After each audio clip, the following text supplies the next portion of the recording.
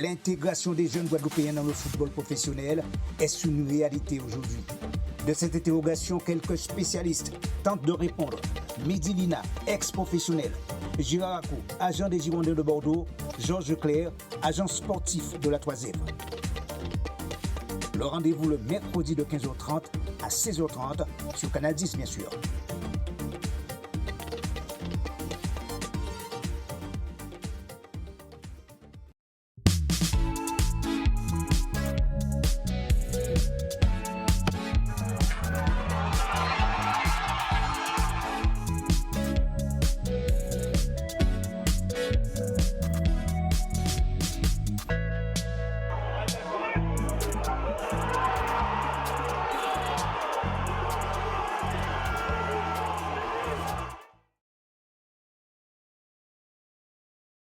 Pour ce deuxième numéro de C'est le foot, version 2022, plutôt 2023-2024.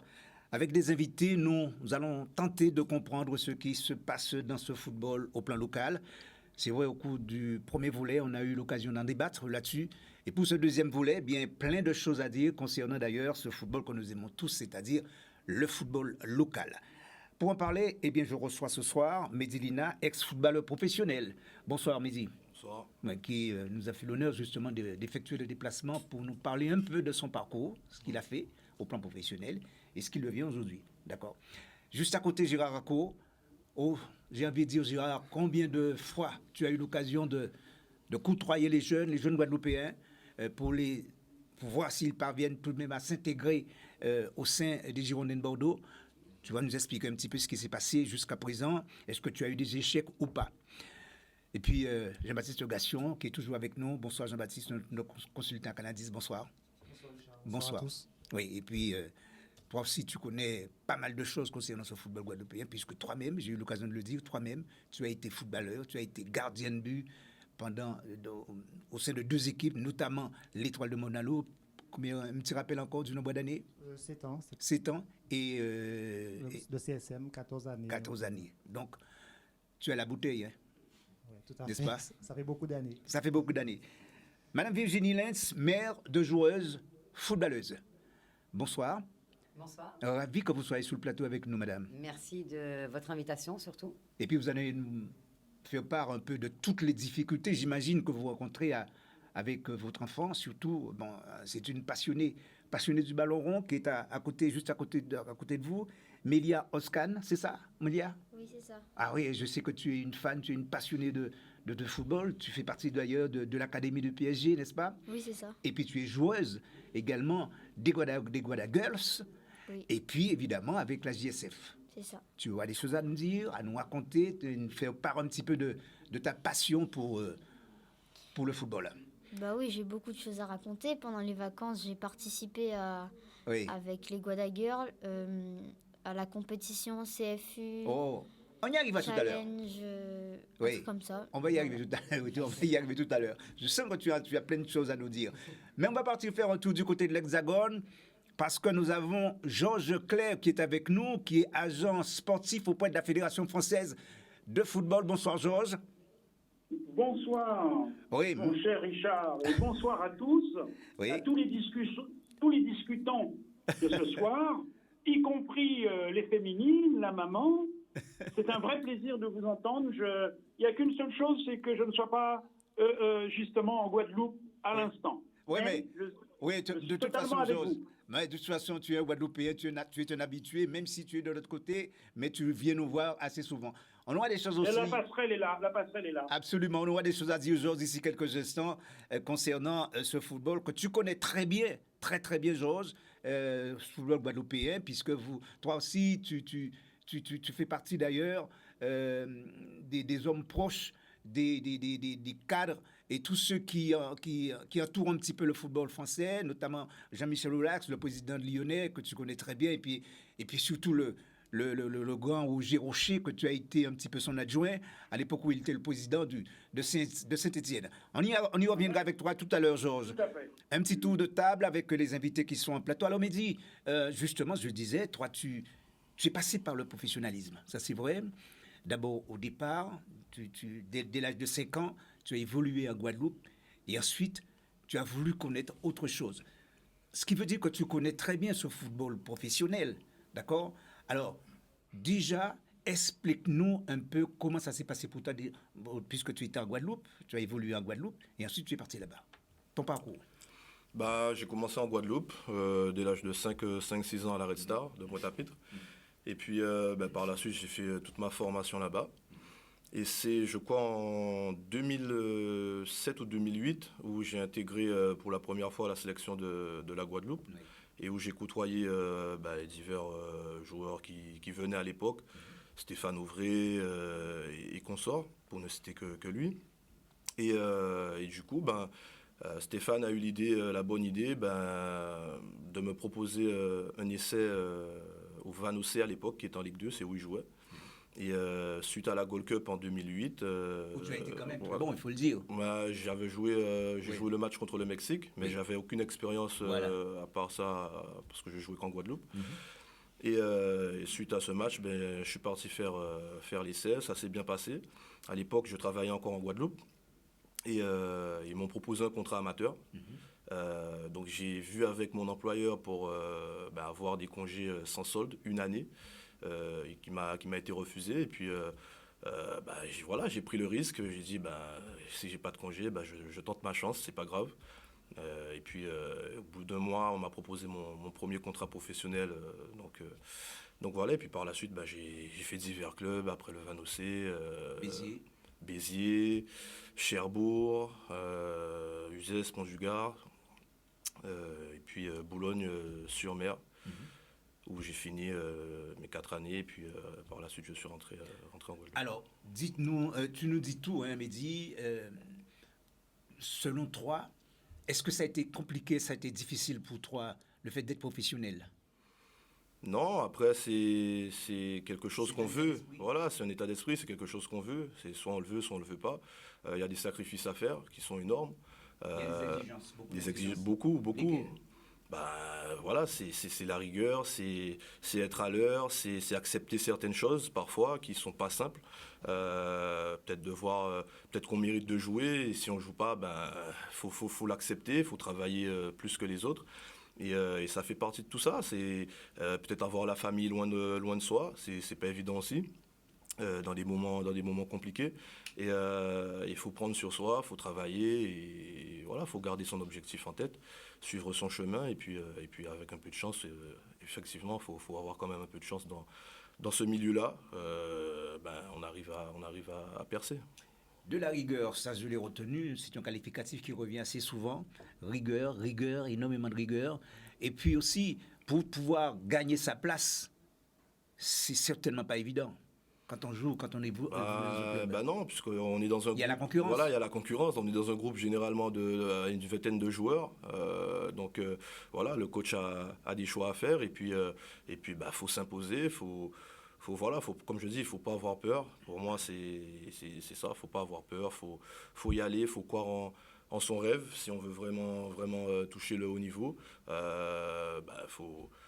comme je dis, il faut travailler tout simplement. Il n'y a que le travail qui paye. Je rappelle la thématique de cette émission, l'intégration des jeunes footballeurs guadeloupéens dans ce sport, mais à l'échelon professionnel, est-ce une possibilité? Gérard Racco, mais je me tourne vers toi. Toi, Gérard, tu as beaucoup bourlingué, comme on dit. Tu as beaucoup travaillé pour les Girondins de Bordeaux en allant voir un petit peu l'évolution des jeunes guadeloupéens. Alors, qu'est-ce que ça t'a apporté jusqu'à présent? Qu'est-ce que ça t'a procuré? Alors, ce que ça m'a procuré à titre personnel, c'est d'être à côté des jeunes, et surtout ce que Mehdi n'a pas précisé, c'est qu'il faut avoir un gros mental. Oui. Si on n'a pas le mental, on ne pourra pas y arriver. Et je pense qu'il avait beaucoup de mental pour s'accrocher justement aux différentes situations qu'il rencontre. Alors, différentes situations. Là, on rentre véritablement dans le vif du sujet. Beaucoup de mental, c'est-à-dire loin de la famille d'abord, d'accord ? Loin de la famille, être quelquefois seul face à soi-même et face aussi à la concurrence, il y a tout cela. Donc, en gros, c'est quoi ? La concurrence, elle est normale, mais lorsque un jeune part de Guadeloupe, il arrive dans un centre de formation, pour prendre l'exemple précis, il y a deux aspects que j'ai constatés qui m'ont beaucoup marqué. Si c'est un enfant qui vient d'une cellule monoparentale, très important, il se retrouve pratiquement isolé, tantôt avec maman, tantôt avec papa, et quand il subit toutes les contraintes liées au fait d'être isolé, d'être loin de la famille, de subir cette concurrence au niveau de l'équipe, du groupe, oui, et d'accepter la décision du coach, et en même temps, il faut apprendre à l'école. Oui. Et les résultats scolaires sont très importants pour les centres de formation. Et je pense que si ce garçon-là n'a pas le cran, l'envie, ça peut arriver plus à un échec qu'une réussite. Mais jusqu'à aujourd'hui, tout le monde n'arrive pas professionnel. C'est pas facile d'y arriver. Oui. Et il suffit de s'illustrer ce que dit Mehdi, ça illustre parfaitement. Il a pris une initiative très différente de ceux qui rentrent en centre de formation, mais c'est la même difficulté qu'on rencontre. À titre personnel, puisque tu en as parlé tout à l'heure, parmi les jeunes que tu as eu l'occasion d'emmener au Girondins de Bordeaux, est-ce qu'il y a eu beaucoup d'échecs? Alors, par quoi on considère un échec? En termes de réussite, par exemple. En termes de réussite, si j'ai emmené à Bordeaux plusieurs joueurs. Il y a ceux qui ont signé contrat professionnel, Coquin, Farasman a eu un contrat, et actuellement c'est Ouiao. Oui. Son frère aussi a été là-bas, mais il n'a pas eu la chance d'avoir un contrat. Il est revenu au Sporting actuellement. Il y a eu Nangis qu'on avait proposé. Nangis est parti à Caen, mais il n'a pas eu de contrat avec Caen. Avec Bordeaux, il a eu avec Caen. Qui sait encore qu'il y a Mathieu Coquin, oui, qui a terminé, je crois, Jacques Louis doit être en Guadeloupe actuellement, il me semble. Ouais, il était revenu à la solidarité scolaire, mais il a eu des problèmes de santé également à cette époque-là. Oui. Il n'y a pas eu Fiston aussi à un moment donné? Cédric Fiston, il a été repéré par les Girondins suite à un contact avec la solidarité scolaire. Oui. Je me suis occupé à le mettre en contact avec les Girondins, mais c'était un contact qui ne venait pas de la détection que je faisais localement ici. D'accord. Mais j'ai eu effectivement à traiter ce dossier-là. Alors, Gérard, quand tu parles de détection, puisqu'il y a beaucoup de gens qui regardent cette émission, beaucoup de jeunes, beaucoup de parents, quand tu parles de détection, c'est-à-dire que tu sillonnes en quelque sorte les stades, oui, tu vas voir un petit peu les gamins. Oui. Et quels sont les points stratégiques que tu arrives à capter, que tu arrives normalement à déceler chez ces jeunes? Alors, il faut pouvoir voir un jeune, ce n'est pas au cours d'une seule vision qu'on voit un jeune, il faut y aller 3 ou 4 fois.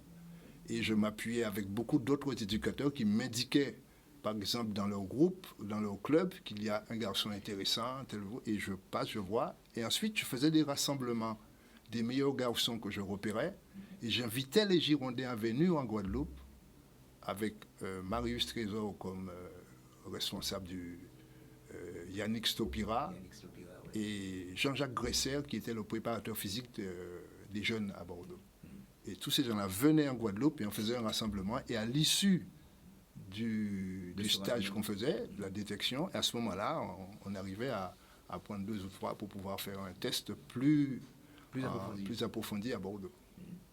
C'est comme ça où Farasman, Nangis, Coquin, Davy, tous ils sont passés par là. Avant de revenir avec les invités que nous avons en plateau, je me rapproche de Georges Claire qui est là-bas, c'est quand même quelqu'un qui, au fait même, je dirais, de la situation. Georges, je suppose que tu as entendu les invités en plateau, tu as entendu tout ce qu'ils ont dit, toutes les difficultés rencontrées par ces gamins pour être professionnels. Toi qui es très aguerri, toi qui maîtrises parfaitement la situation, puisque je rappelle que tu voyages énormément, tu pars en Afrique assez souvent, faire de la détection. Alors, qu'est-ce que tu as envie de nous dire aujourd'hui, Georges? Bien, je dirais que déjà, je félicite Mehdi et Gérard pour leur parcours respectif. C'est très bien que Mehdi ait pu parler de son parcours. Ensuite, très rapidement, Gérard a parfaitement ciblé les difficultés que peut rencontrer le jeune Guadeloupéen qui veut faire de sa passion comment dirais-je, un métier, parce qu'il faut bien se rappeler que footballeur professionnel, c'est un métier. Maintenant, je dirais que le jeune Guadeloupéen a toutes ses chances, et encore mieux qu'au temps jadis, beaucoup de formations, notamment de tournois, bien sûr, organisés par la Ligue, le CERFA, etc., permet aux jeunes de se faire repérer. Excellent que Gérard Acco puisse être présent sur place pour détecter le talent et le potentiel et amener son expérience et son œil de rayon laser pour pouvoir repérer nos jeunes Guadeloupéens. Donc, tu as réuni, bravo Richard, tu as réuni autour de cette table ronde les meilleurs acteurs et sans oublier les parents. Donc, il a soulevé quelque chose où on voit qu'il parle de la cellule familiale, qui a cette grande importance pour permettre aux jeunes d'être accompagnés et par le recruteur dans un premier temps. Le rôle de l'agent, bien sûr, on le connaît. Il est géré par la Fédération française de football qui lui a fourni un règlement. Il doit représenter le jeune footballeur accompagné de ses parents car il est mineur.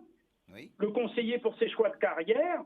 Je voudrais rappeler que l'agent doit en aucun cas être rémunéré tant que l'enfant est mineur, parce que il doit, en tant qu'agent, informer parfaitement les parents ainsi que leur apporter l'éclairage nécessaire de toutes les dispositions règlements qui concernent les conventions, les contrats. Le recruteur, d'ailleurs, est peut-être non seulement proche de la famille, mais également de l'agent qui pourra lui dire, voilà, donne-moi des précisions sur le caractère de l'enfant, sur son hygiène de vie, sur son bulletin scolaire. Il l'a très bien soulevé. Il ne faut absolument pas négliger l'école. Même s'il possède un talent naturel, il faut rester très vigilant pour l'école. Il faut se préparer de plus en plus tôt pour être performant. Bien sûr, le corps est relié à l'esprit, on ne va pas faire de métaphore, mais le mental, il est très important. Alors maintenant, c'est vrai que je rejoins Gérard quand il dit que l'enfant est isolé et tout, mais avec les moyens modernes maintenant, la technologie moderne, on peut se rendre compte qu'il y a des visioconférences. L'enfant a de meilleures chances qu'avant de pouvoir s'épanouir et réussir dans un centre de formation qui est préparé pour cela, pour comprendre cette culture. Le bon chemin, c'est obligatoirement arriver à se faire repérer par un recruteur comme Gérard, bénéficier de l'expérience de Mehdi qui va lui dire attention, il faut te préparer, car là-bas, il faudra être à l'heure, car là-bas, il faut apprendre le respect dans tous les sens du terme. Oui. Voilà. Et c'est là-dessus, le jeune, quand Gérard va lui proposer de postuler et de se former pour atteindre l'objectif, il bénéficiera, s'il est pris jeune, de plus en plus jeune maintenant, à Bordeaux comme dans un autre club professionnel, de la préformation, de la formation, suivie d'une post-formation qui lui permettra d'atteindre l'objectif de devenir professionnel. Bon, entre-temps, ne pas négliger l'aspect de se fournir, de se faire accompagner par un agent qui, je le rappelle, tant que le jeune est mineur, il a le droit et l'exemplarité de fournir un accompagnement gratuit. Bon, après, il y a plein de choses dont on peut parler, des leviers qui sont mis en place, que la Ligue de football guadeloupéenne, elle travaille avec les moyens qu'elle a, avec les outils qu'elle a. Et ensuite, le prolongement, c'est l'Hexagone. Et l'Hexagone, nous avons la chance d'avoir Gérard et avec, sans prétention, une personne comme moi qui qui n'hésite pas à aider tout jeune Guadeloupéen ou tout parent qui me le demande. Je le fais très souvent de manière gracieuse. Et sachez que, bon, le thème, est-ce que le jeune Guadeloupéen a sa place dans la réalité, et la jeune Guadeloupéenne aussi, oui. La féminine aussi, oui. Ben oui, je dis oui, parce que des people chiliens, eh ben, il y en aura toujours des talents chez nous. La réussite au plus haut niveau des fils Thuram nous rappelle ça. L'accompagnement d'un papa comme Tony Henry, regardez où on est, oui. Thierry Henry. Tout à fait. Malgré toutes les difficultés, malgré tous les préjugés. Oui. Ils sont là, et ils sont de fabuleux exemples. Mais accompagnés, je le rappelle, Thierry Henry par son papa, vous le savez tous, les fils Thuram, idem. Maintenant, on a des garçons qui sont à Dijon, comme, oui, je crois qu'il est martiniquais, Ranva Noé. Oui. Vous avez Solvay qui est à Reims, qui est guadeloupéen, le petit Siba à Lorient. Oui, tous les clubs pro ont des jeunes Guadeloupéens en attente dans les starting blocks. Oui. Genre, ça me fait et il faut se doter même, je dirais, d'une cellule d'accompagnement, mais en tout cas, Gérard, il fait un excellent travail. Le recruteur a un rôle indispensable. Lui, il sait qui va pouvoir affronter ces difficultés. Alors après, bon, on peut en parler longtemps, je vous laisse la parole. Hein. Oui, bien, écoutez, écoute plutôt, Georges, c'est vrai, c'est très important ce que tu nous dis, ça me fait penser notamment à Louis Sarr, comment il a été accompagné par son père, et on connaît bien le parcours de ce jeune footballeur. Lemar, sans te couper, Lemar aussi. Ah oui, Thomas Lemar, exactement. D'ailleurs, je dois préciser qu'Edwige, le père, il est actuellement avec son fils, parce que vous le savez, il est blessé, et il est avec son fils à Paris. Fantastique. Donc c'est quand même quelque chose. Tu as tout compris, Richard. Voilà. Georges, on se retrouve d'ici quelques instants, puisqu'il faudrait tout de même donner la parole. J'écoute les autres, j'écoute tout le monde. Voilà.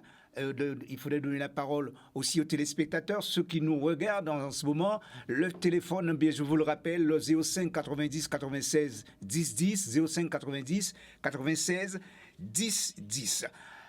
Alors, Jean-Baptiste, c'est vrai, c'est exceptionnel ce que nous vivons en ce moment dans ce football guadeloupéen. L'idée pour nous, c'est de donner une autre dimension, puisqu'on fait quasiment le même boulot, c'est de donner une autre dimension et une autre vision aussi de ce football guadeloupéen. Qu'est-ce que tu as envie de dire, Jean-Baptiste? Oui, le foot, c'est quelque chose de beau. C'est vrai que pour rester, il faut savoir que c'est vrai que c'est un sport, il y a tout, ça représente beaucoup de choses, mais il y a du boulot là-dedans.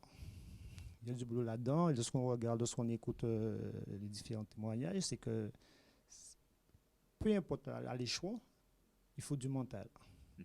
Moi, c'est le mental et le travail. Oui. Même si on passe pro, ça veut tout dire pro, c'est vrai que on kiffe, on joue au foot, on s'amuse, en fait compte, mais il faut de la rigueur, il faut bosser. Sans arrêt. Sans arrêt. Oui. Donc tu rejoins parfaitement les deux intervenants, Gérard et Mehdi. Oui. C'est comme si on faisait notre profession, il faut être à l'heure, il faut respecter les autres. Il faut déjà, si par exemple le joueur qui part ici, qui va de l'autre côté, il faut savoir, il faut changer d'attitude. Ça veut dire que les horaires ne sont plus élastiques. Il faut être pointueux, il faut être ponctuel et tout. L'avenir des jeunes Guadeloupéens au plan professionnel, si possible, eh bien, c'est la thématique de cette émission. C'est jamais téléspectateurs. On se retrouve tout à l'heure pour la deuxième partie de cette émission avec les autres invités que nous avons en plateau. Pour l'heure, nous marquons une pause couleur dans cette édition. On se retrouve tout de suite après. À tout de suite. Retour sur le plateau de Canal 10 avec les invités. C'est vrai que nous parlons d'ailleurs de foot au niveau des jeunes. Leur intégration sur le plan professionnel, est-ce une possibilité? C'est ça la grande question. Et quand il y a des mères qui se déplacent, justement, c'est le cas cet après-midi, la mère de la petite, je cherche son nom, ma petite Mélia Oscan. Donc sa mère qui est juste avec nous, Virginie Lenz.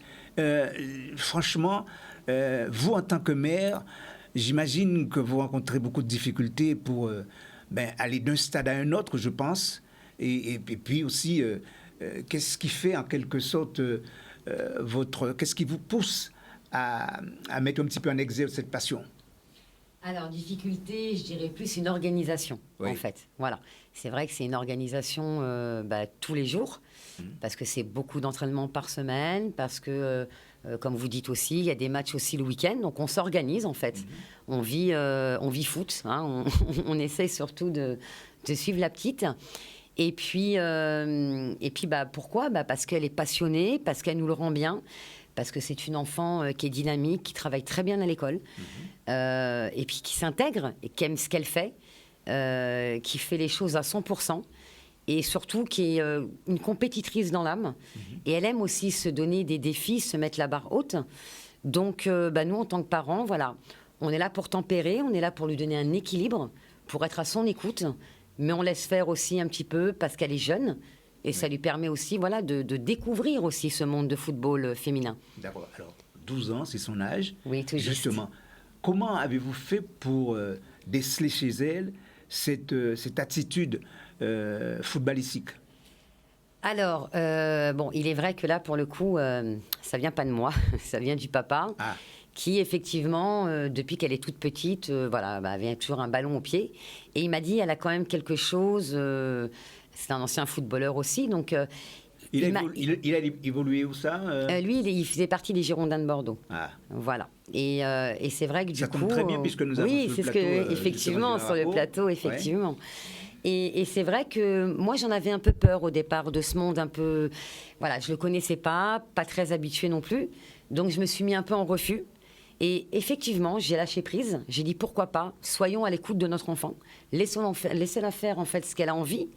Et en découvrant sa passion, maintenant j'adhère et je suis la première à encourager sur les stades de foot et organiser plein de choses pour les clubs, enfin voilà quoi. Elle vit en quelque sorte... Elle vit foot, elle respire foot, elle mange football, elle fait tout football. Ouais. Mélia, alors, là tu vas tout nous raconter, tu vas tout nous dire concernant d'ailleurs ta passion, puisque c'est vrai, je l'ai dit d'entrée de jeu, que tu fais partie justement des Guada Girls. Tu fais partie de la sélection féminine de la Guadeloupe et ton club c'est la JSF, c'est vrai, mais tu es aussi à l'académie du PSG. C'est ça. Bon, en fait, pourquoi tu aimes autant le football ? Le football déjà ça reste une passion avant toute chose. Du coup j'ai voulu commencer le foot parce que déjà il y avait plein d'amis à moi qui faisaient du foot. Du coup ça m'a donné aussi envie de faire du foot et voilà. Oui. Ensuite ? Il y a autre chose quand même. Il y a autre chose que tu apprécies dans le foot quand même. Oui, il y a aussi l'esprit d'équipe. J'aime beaucoup jouer avec beaucoup de gens, en équipe. Oui. J'aime pas les compétitions un peu solo, je préfère être en équipe. Alors, ce qui est intéressant de savoir, puisque tu as fait partie aussi de la sélection, tu es parti, c'était à Antigua, justement avec la sélection. Tu étais surclassé parce que tu as 12 ans, tu étais surclassé et tu es parti avec la sélection. Comment ça s'est passé là-bas pour toi ? Là-bas, c'était bien. J'ai réussi un peu à me faire accepter par le groupe parce que je ne les connaissais pas. On est parti, on avait fait un petit stage de 2 jours où on devait apprendre à se connaître. Oui. Sauf qu'en 2 jours, c'est un peu court. Du coup, on a appris un peu à se connaître et là-bas, ça s'est bien passé. Voilà. Oui. Une bonne ambiance ? Oui, ça va, il y avait une bonne ambiance. Donc tu joues à quel poste déjà ? Comment ? Tu joues à quel poste ? Je joue en attaquant de pointe. Bon, c'est-à-dire que tu as le droit de marquer, tu as la forte responsabilité de marquer des buts. C'est ça. Et t'en marques ? Oui, ça va. Ah oui ? D'accord, tu en as marqué là-bas J'ai marqué un but et j'ai pas beaucoup joué vu que j'étais malade. Du coup, voilà. D'accord. Tu sais, il y a le sport, certes, mais il y a aussi les études. Oui. Comment ça se passe pour toi ? Moi, franchement, ça se passe bien. J'aime bien l'école. J'ai eu une bonne moyenne l'année dernière. Là, l'année commence bien. J'ai des bons profs. Et voilà. Un rappel justement, nos amis téléspectateurs qui regardent cette émission, il y a un numéro de téléphone où vous pouvez nous joindre, le 05 90 96 10 10, 05 90 96 10 10 pour vos appels. Alors, madame, c'est vrai, à entendre votre fille, ça vous donne l'envie, pourquoi pas, de la propulser un petit peu plus loin. Bien sûr, et puis on fera tout pour. Après, comme je disais, et c'est important aussi d'avoir un bon cadre, être bien encadré, avoir les bonnes informations, comme ces messieurs expliquaient aussi sur le plateau. Je suis très à l'écoute, justement, parce que c'est vrai que des fois, en tant que parent, on est un petit peu aussi dans l'inconnu, on ne connaît pas tout.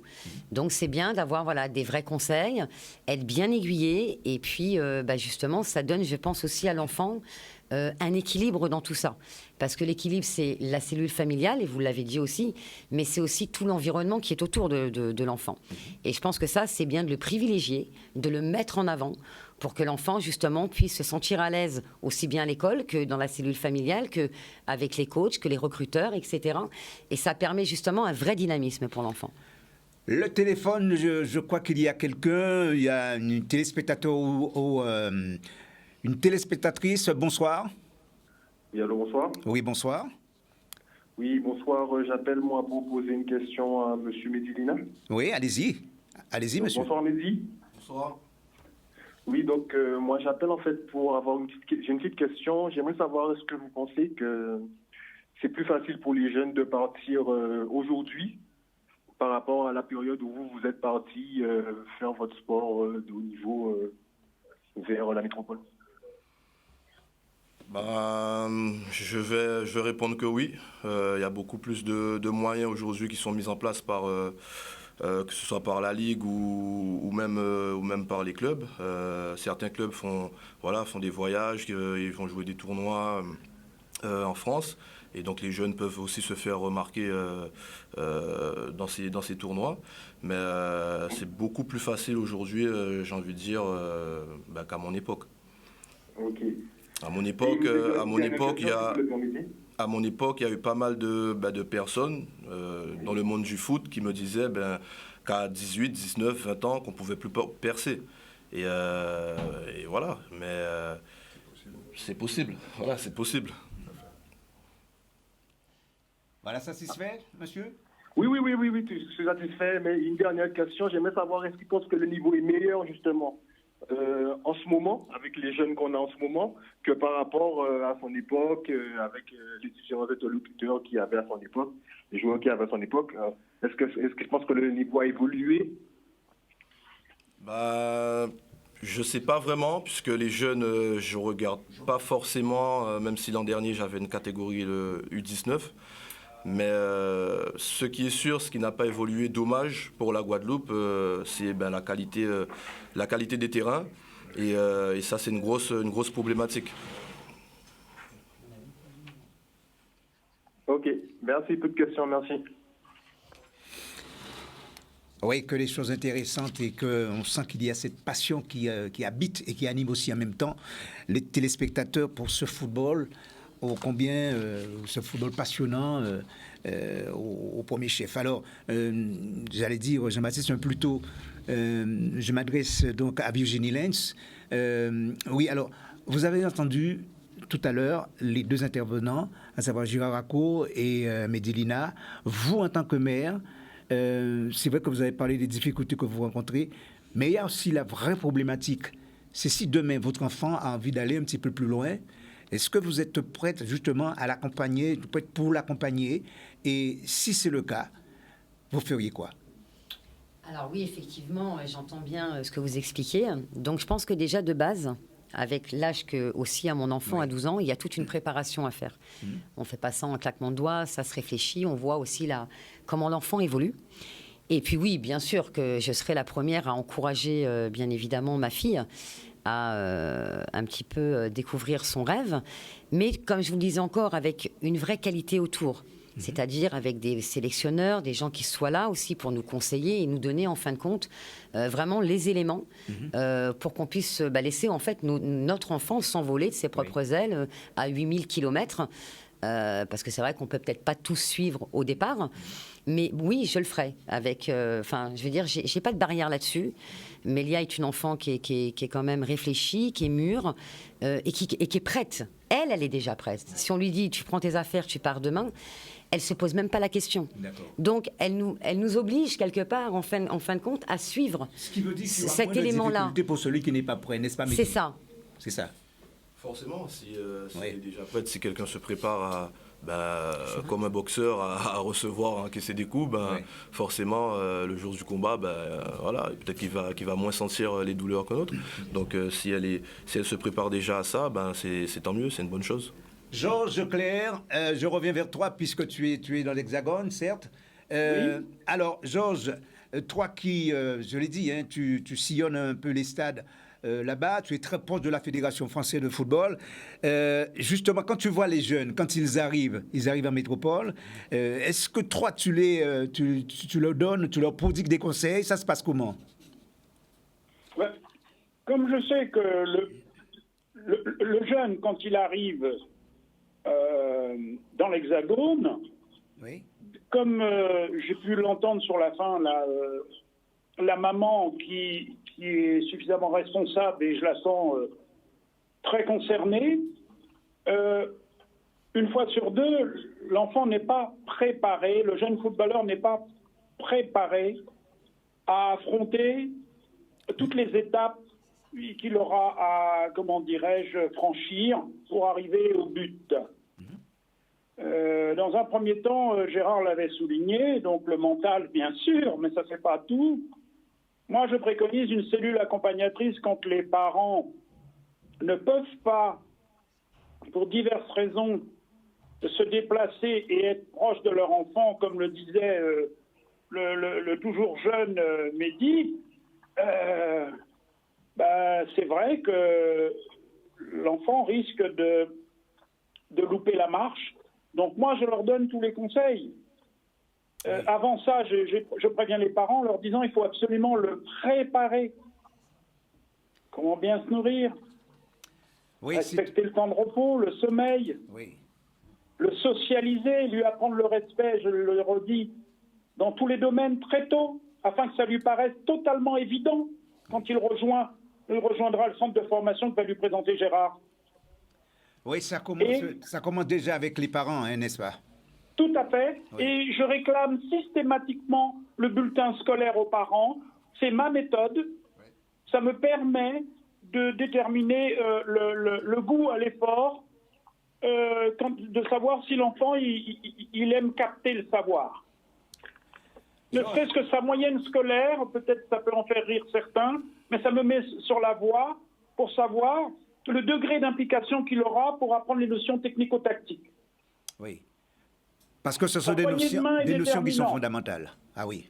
Oui, absolument. Sa poignée de main est déterminante quand il a un face-à-face avec moi. Oui. Et surtout,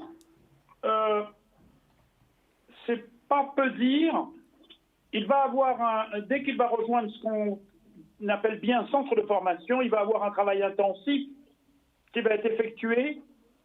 Il faut qu'il puisse tenir. Et pour pouvoir tenir, comme le disait si bien Mehdi, il faut un sacré mental. Il faut qu'il puisse pas seulement penser football, il faut qu'il puisse se cultiver.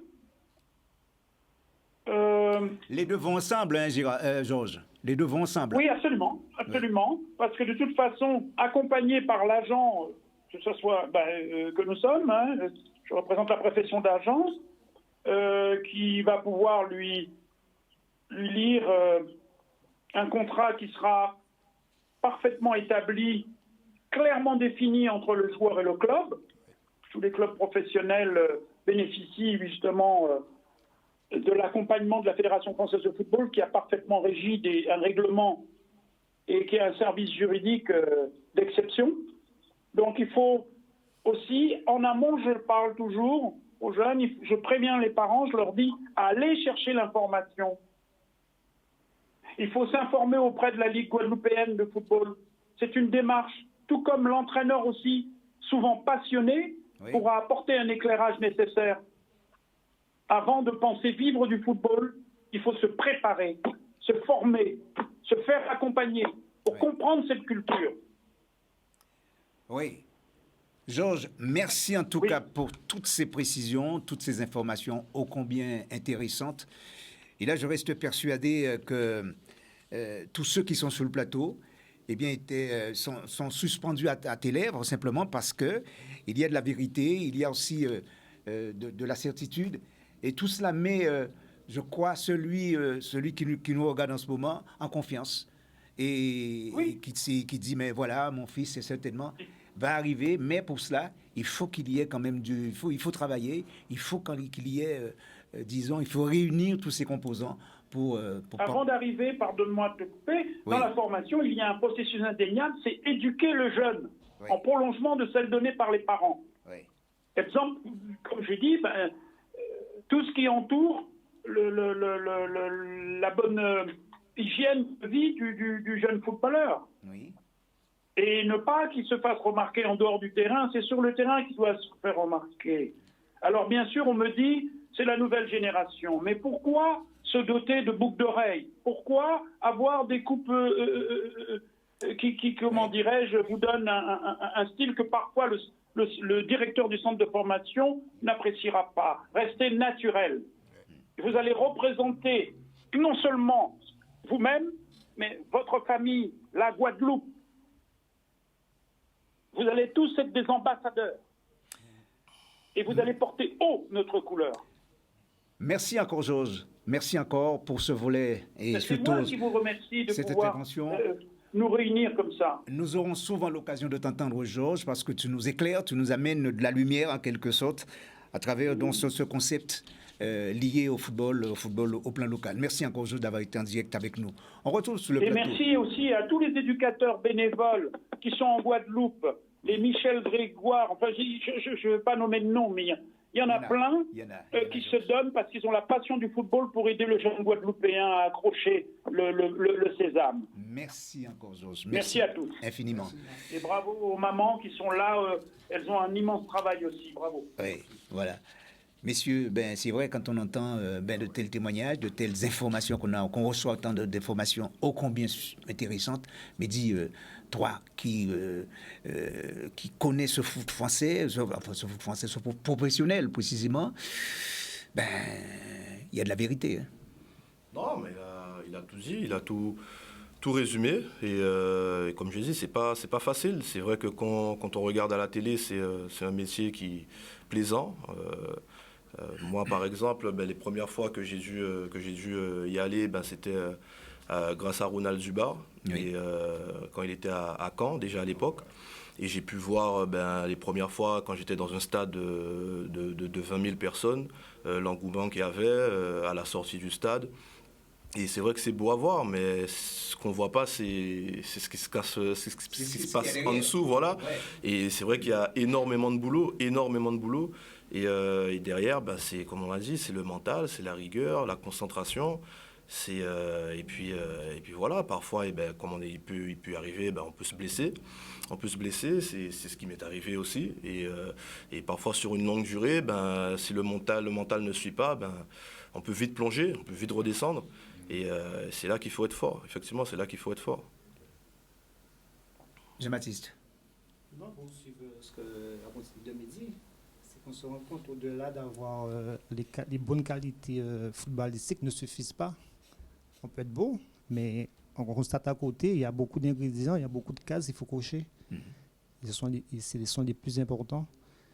Donc, notamment sur la concentration, c'est important. Donc, savoir demain, est-ce qu'on a la capacité de comprendre la tactique, de comprendre tous ces paramètres, toutes ces choses-là.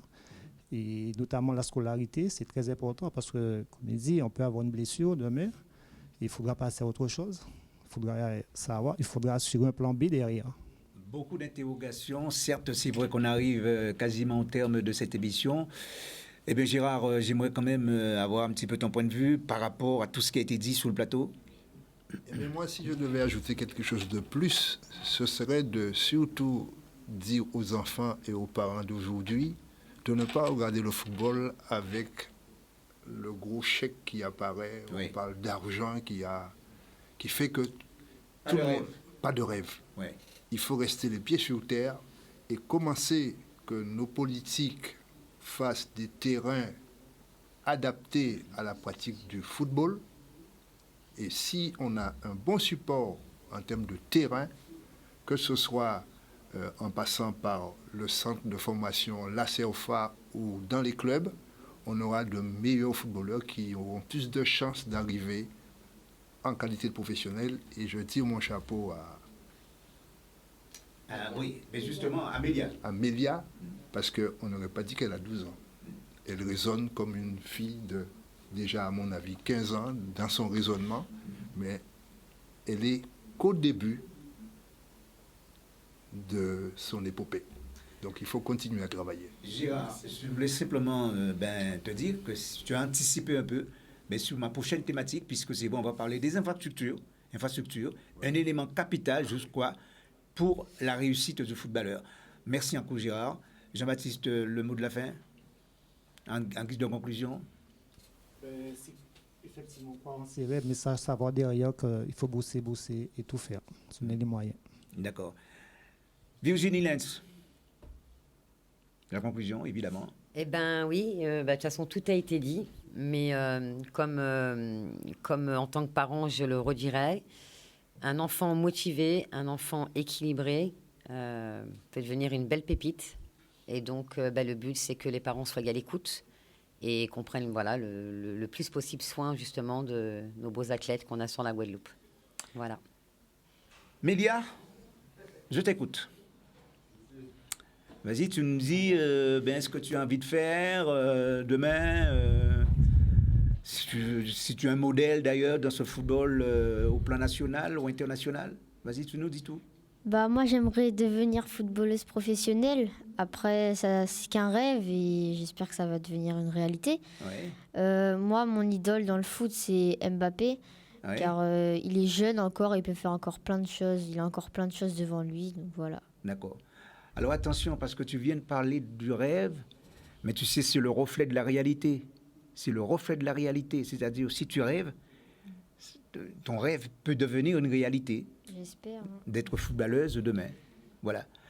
Merci en tout cas, chers amis téléspectateurs. Merci à vous qui êtes sur le plateau. Merci aussi, chers amis téléspectateurs, pour cette heure d'émission que nous avons passée ensemble.